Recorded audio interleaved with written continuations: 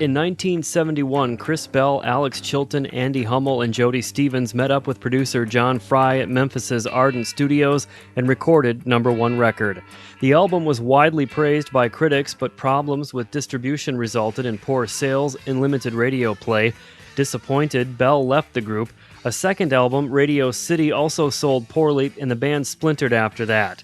There would be subsequent albums, lineups, and tours, but in 1978, Chris Bell tragically died in a car crash, and in 2010, Chilton and Hummel passed away within months of each other. A new documentary, Big Star, Nothing Can Hurt Me, chronicles the group's ups and downs. I recently spoke with Jody Stevens about the film, the band, and its legacy. Jody, thank you so much for talking with me today. What kind of feedback are you getting on the movie?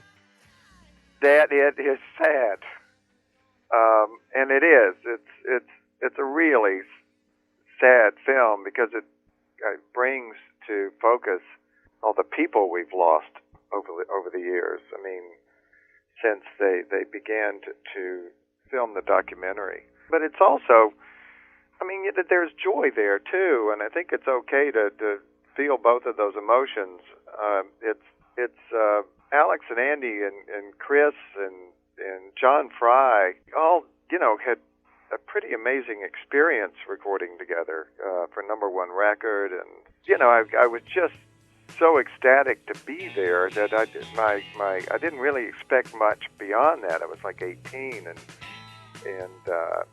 success in the music business. I mean, it really was something that was out there, like Carol Manning said. You weren't sure what out there was.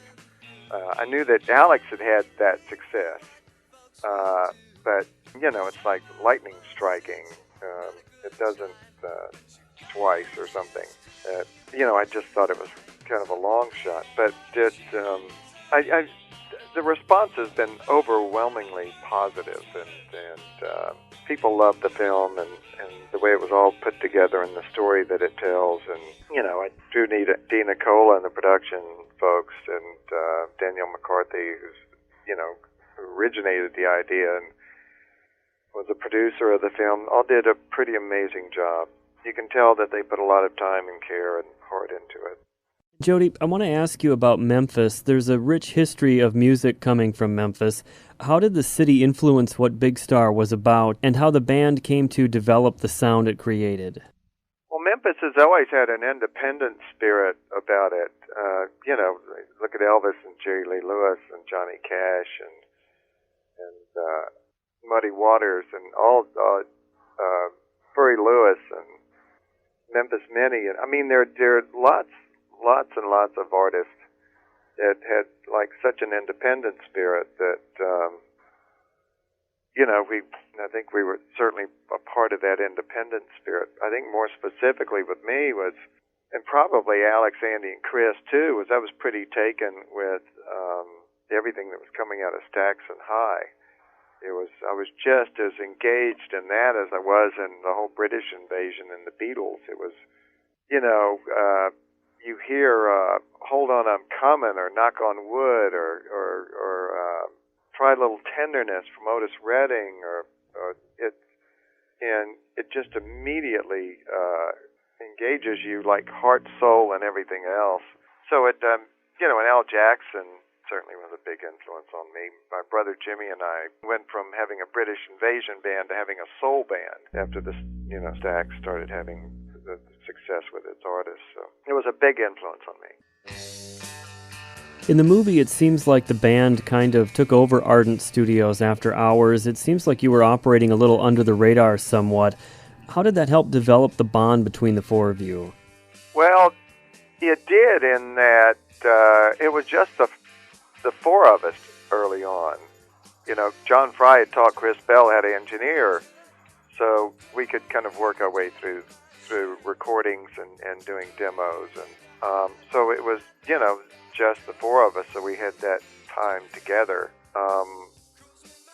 And then, once the record, the songs started to take shape, and, John stepped in and would engineer the sessions, and of course John did all the mixing. And so I don't know, there's nothing like putting four people in a room and challenging them to be creative, to bring them all together. It's what I love about being in bands, is that bond that develops between you and the other band members, kind of like a little club with a secret code or something.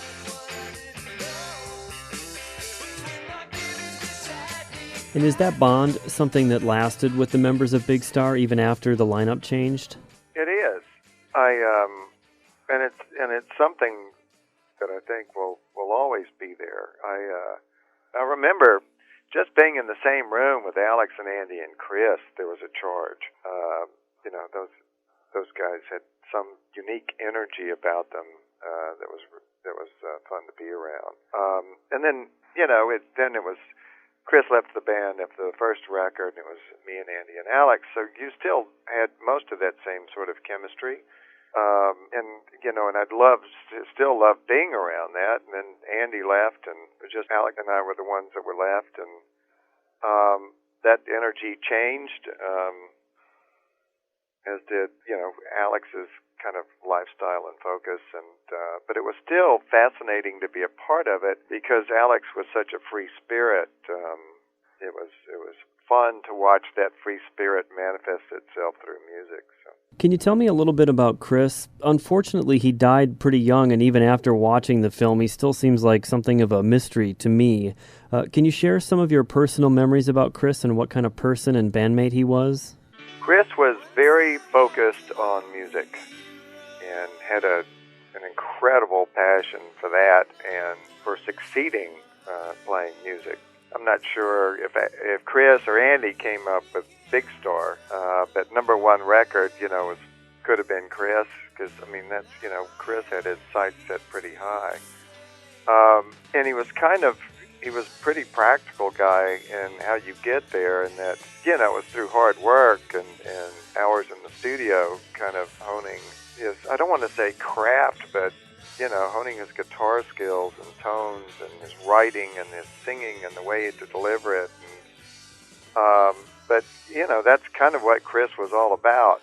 And then when he left Big Star and kind of struck out on his own, he kind of carried that on and for a while. And then he, got a job at Danvers, and his dad had started a kind of fast food chain with someone else. And Chris was working at that Danvers, and it's interesting, it's part of the film, but I remember Chris talking about that and being focused on being a really good manager at that restaurant and doing a great job. And, Chris also took up tennis, and he and I would play tennis, and he would be very focused at that and, trying to better himself at that.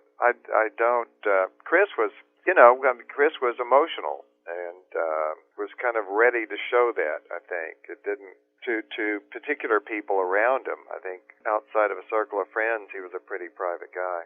Was it particularly difficult for Chris then when number one record didn't become a number one record?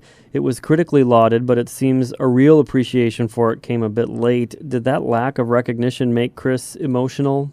I think, yeah.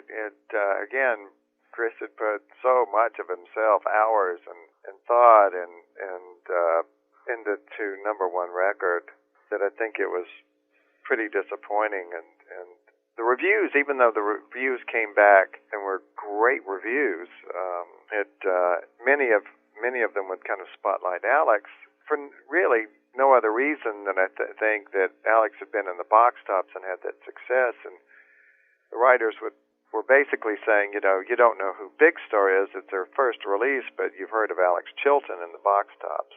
So I think, Chris was not disappointed by Alex, but by people focusing on Alex and instead of his own kind of creative input in the record.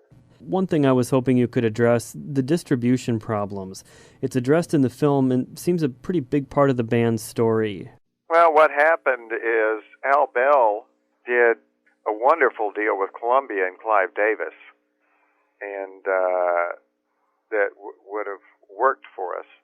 But the problem is Al Bell left Columbia shortly after signing the deal with Al and Stax.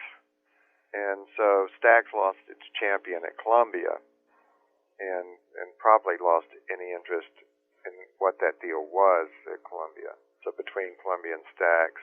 So that was the big unfortunate thing, and what it meant is that, you know, a radio station would be playing, say, September Girls, and Steve Ray was the radio guy, and he'd follow up and with the radio station, and they'd say, well, we're playing September Girls, but, or, you know, it could have been something from Number One Record, too.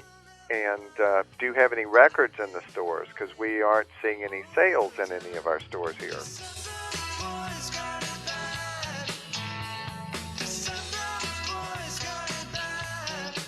So, and we didn't have records in the stores because, you know, bad distribution. So then the radio station would, you know, drop the song from the playlist because they, you know, they would have to see some sort of sales success to know that they were doing the right thing. And by playing the song, you know, the audience was responding, but actually the audience couldn't respond because there were no records in the stores. And as this was happening, this lack of distribution, as you started to see the radio play decrease somewhat, that had to be disheartening, especially when you know you're putting out something that you and the rest of the guys in the band are very proud of.